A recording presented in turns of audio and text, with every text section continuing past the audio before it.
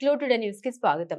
తెలంగాణ భూ హక్కుల రికార్డు చట్టం ముసాయిదా ROR 2024పై ఈ రోజు మేడ్చల్ మల్కాజ్గిరి జిల్లా కలెక్టర్ గారి అధ్యక్షతన జిల్లా కలెక్టర్ కార్యాలయంలో చర్చా కార్యక్రమం మరియు అభిప్రాయ సేకరణ జరిగింది. ఈ చర్చా కార్యక్రమంలో మేడ్చల్ మల్కాజ్గిరి జిల్లా కాంగ్రెస్ పార్టీ అధ్యక్షులు టీపీసీసీ సీనియర్ అధికార ప్రతినిధి సింగిరెడ్డి హరివర్ధన్ రెడ్డి గారు పాల్గొని తమ అభిప్రాయాన్ని భూ హక్కుల రికార్డు చట్టం పటిష్టంగా అమలు చేయడం తద్వారా ప్రభుత్వం పట్ల ప్రజల్లో నమ్మకం పెంపొందించడంపై అధికారులకు తగు సూచన సలహాలు ఇచ్చారు.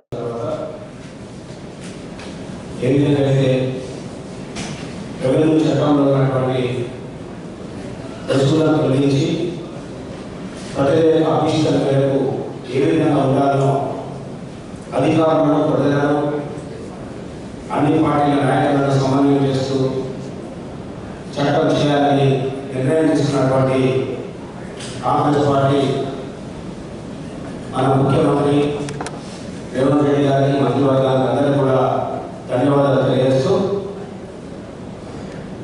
ఈనాడు మన మేడ్చల్ జిల్లాలో అంటే ఉమ్మడి రంగారెడ్డి జిల్లాలో ఉన్నటువంటి చుట్టుముట్టు ప్రాంతాల్లో కూడా కలెక్టర్ గారికి అధికారులందరూ కూడా ఒక విన్నపం ఏంటంటే సార్ ముఖ్యంగా మా దగ్గర 1981లోనే చాలా భూములు కూడా పట్టణానికి దగ్గరలో ఉన్నాయి కాబట్టి రైల్వే స్టేషన్ ఉన్న చోట బస్ డిపో ఉన్న చోట ఆనాటి భూములు గుడా పరిధిలోకి ఈనాడు ఎస్ఎంటీ ఆనాడు కూడా గుడా పరిధిలోకి రానటువంటి భూములు అనేటివి కూడా ప్లాట్గా చేసి ఉద్యోగాలు చేసేటువంటి చిన్న చిన్న ఉద్యోగస్తులు ప్లాట్లు తీసుకోవడం జరిగింది. కానీ తర్వాత వాళ్ళ ఉద్యోగాల పేరుతో ఎవరో ట్రాన్స్ఫర్ అయిపోయిన తర్వాత వాళ్ళ ప్లాట్స్ అక్కడే ఉండే కానీ అక్కడ ఉన్నటువంటి నాయకులు కొంతమంది అధికారులు కలిసి మళ్ళీ వాటిని రాళ్ళు వేసి మళ్ళీ వాటిని పార్టీలను ఎదిగించి వాటిని వ్యవసాయ భూములుగా మళ్ళీ గుర్తించి కొన్ని లక్షల మంది డిపెండ్ అయినటువంటి వాళ్ళందరికీ కూడా ఈరోజు అన్యాయం జరుగుతుంది. దాన్ని ఈ యొక్క చట్టంలో కూడా చేర్చి లక్షల మందికి న్యాయం చేయాల్సిందిగా మామూలు ఉద్యోగస్తులు వాళ్ళు ముసలు అయిపోయారు, వాళ్ళ పిల్లలు కూడా చాలా ఇబ్బందులు పడుతున్నారు, వాళ్ళకు న్యాయం చేయాలని నేను ఎందుకు కోరుతా ఉన్నాను.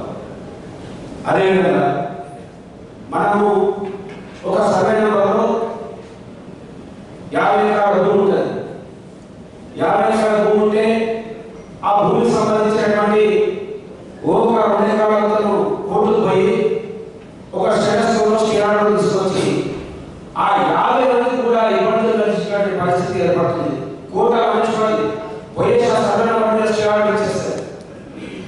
ఈనాడు చాలా మంది ఇల్లు కట్టినటువంటి వాళ్ళు కూడా చాలా మందికి వాళ్ళ పిల్లలకు విదేశాలు ఎందుకంటే లోన్ తీసుకోవాలని కూడా అది ఆ శ్రేయాలు కనిపించి వాళ్ళకి ఎలాంటి ఉపయోగం లేనటువంటి పరిస్థితి ఏర్పడింది. దీని కూడా ఎందుకంటే మనం పట్టణానికి వెళ్తాం, ఇప్పుడు కరీంనగర్ వరంగల్ పట్టణానికి దూరం ఉన్నటువంటి వ్యవసాయ భూములు వేరే, వ్యవసాయేతర భూములు వేరే. మన దగ్గర చాలా పట్టణ ప్రాంతం కాబట్టి చాలా మంది ఇబ్బందులు పడుతూ ఉన్నారు. అదేవిధంగా సర్వే వలన ఒక రైతు అప్లై చేసుకుంటాడు, ఆయన పాస్బుక్ ఉంటుంది, పట్టా ప్రకారం ఆయన ఉంటుంది. ఆయన పాస్బుక్ కావాలంటే నువ్వు పొజిషన్లో ఉండాలని చెప్తారు. రికార్డు ప్రకారం అందరూ ఉంటారు కానీ అతను పాస్బుక్ అప్లై చేసుకుంటే ఎవరో అన్యాయం చేసి అక్కడ కబ్జా ఉంది. సర్వే అప్లై చేసుకుంటే మన సర్వే అంటే నువ్వు అక్కడ ఉంటే చెప్పు, నేను వచ్చి సర్వే చేస్తాను. లేకపోతే నేను సర్వే నెంబర్ మ్యాప్ మొత్తమే సర్వే చేసిస్తే తప్ప నీకు డిమార్కేషన్ చేసి ఇచ్చే పరిస్థితి లేదని చెప్పారు. ఇది చాలా ఇబ్బందులు విధాలు వస్తున్నాయి. దీన్ని నిజంగా కూడా చాలా మంది ఇబ్బంది పడుతున్నారు. ఎందుకంటే ఎవరో చాలా 2 ఎకరాలు 4 ఎకరాలు కబ్జా ఉన్నవాడు ఉండి నిజమైనటువంటి పట్టాదారు ఉంటారో ఆ పట్టాదారులకు పాస్బుక్ చేయకుండా ఆయన జాగ్రత్తగా మనం ఇప్పించకుండా మరి మనం ఎక్కడో పోతే కోర్టు పోయి తిరిగి వాళ్ళ తరతరాలు చనిపోతా ఉన్నారు.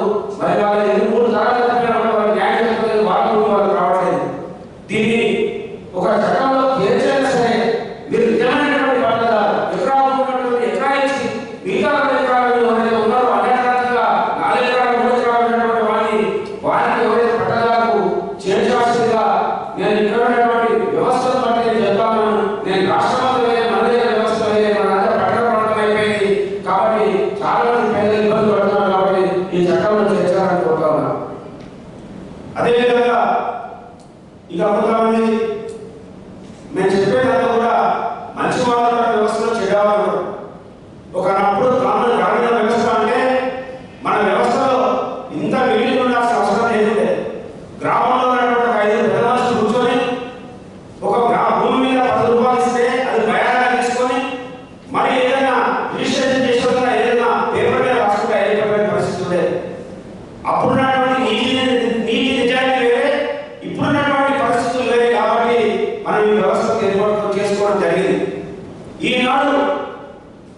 గవర్నమెంట్ ల్యాండ్ కాకుండా కొంతమంది అధికారులు పట్టణంలో కూడా గవర్నమెంట్ ల్యాండ్ రాసేస్తే వాళ్ళు ఎవరు చెప్పుకోవాల్సిన పరిస్థితుల నాన్న ఇబ్బందులు పడుతున్నారు.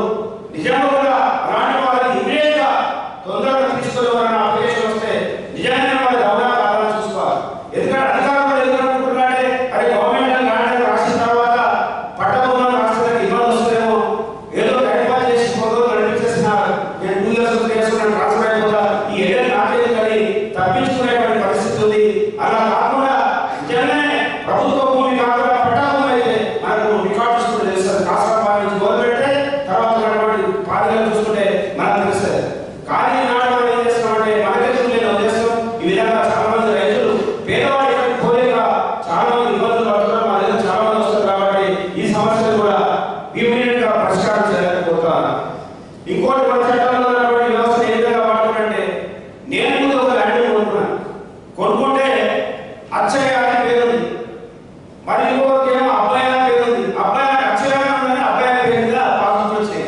ఏంటంటే ఆనే చెప్పేసేవి ఇలా చెప్పేసేవి వాడు ఎక్కడ వాళ్ళు నిజమైనటువంటి ఓనర్ పక్కన పెట్టి పేరు